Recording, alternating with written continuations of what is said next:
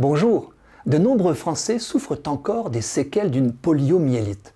La Covid ravive leurs souvenirs des vagues épidémiques qui menaçaient les villes, paralysaient ou tuaient des enfants, avant 5 ans surtout, mais aussi des adultes. La polio est connue depuis l'Antiquité. On voit sur des fresques égyptiennes des hommes munis de cannes, aux jambes atrophiées et aux pieds rétractés, caractéristiques d'une des formes de la maladie. Autrefois, les patients ayant survécu aux formes sévères avec graves séquelles respiratoires étaient condamnés à vivre dans ce qu'on appelait des poumons d'acier. Un Texan vit ainsi depuis 68 ans, après avoir été atteint enfant. Une infection par le poliovirus sur 200 entraîne une paralysie irréversible, surtout des membres inférieurs, plus rarement des voies respiratoires. Jusqu'à 10% des paralysies induites par la polio aboutissent au décès. Si l'on souffre encore en France à cause de la polio, c'est parce que plus de 30 ans après leur guérison, surgiraient dans un cas sur 2 des symptômes douloureux, en écho à l'affection surmontée dans la jeunesse. Le syndrome post-poliomyélite ressemble au syndrome de fatigue chronique. C'est dire si la polio est un fléau. Transmissible par voie digestive, la maladie est extrêmement contagieuse. Jusqu'à la seconde moitié du XXe siècle, 600 000 enfants étaient encore infectés chaque année dans le monde. La polio reste à ce jour incurable. On tente de la prévenir par des mesures d'hygiène.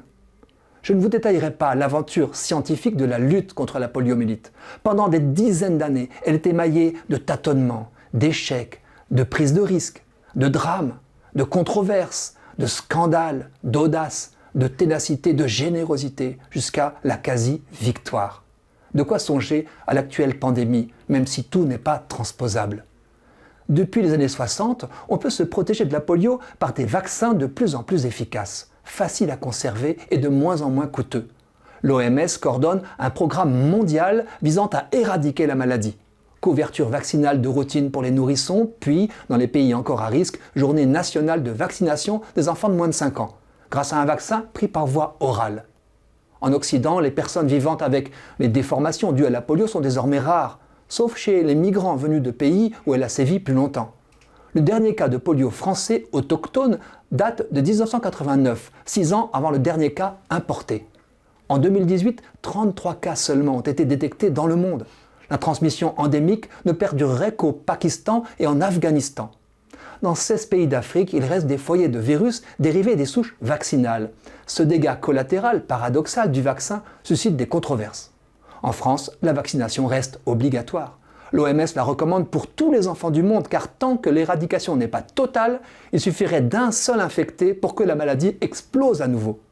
Alors que 50 000 enfants africains étaient paralysés par la polio chaque année, les cas ont chuté de 99% depuis 1988. Quand la poliomyélite sera enfin éradiquée, comme la variole, ce sera une grande victoire de la famille humaine, au bénéfice de tous les enfants du monde. J'anticipe une sacrée bonne nouvelle.